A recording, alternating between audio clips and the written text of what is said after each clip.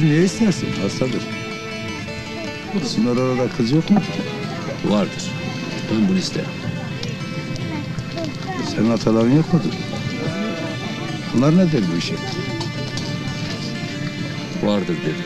Ben bunu isterim.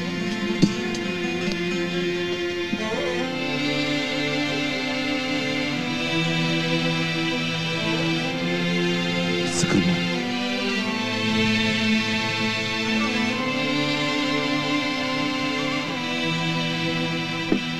Bak şu dağlara, bölük bölük.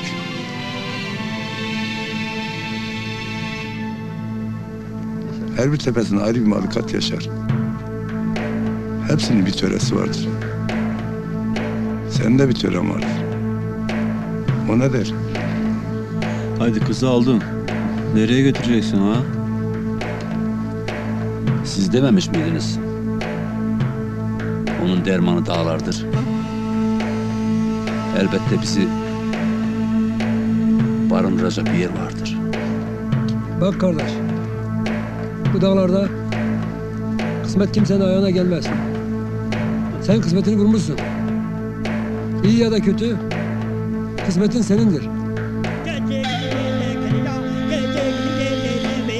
تركنا عربي ورزوري دينا جبي تربهم الحوشة تبي أدب من بتوت بهبي أدب من بتوت بهبي لكودي نام دينا لكجادي نام دينا وشيخي نام دينا أي بعد ذيك هدوكر لا يبرد هديك دينا لا يبرد هديك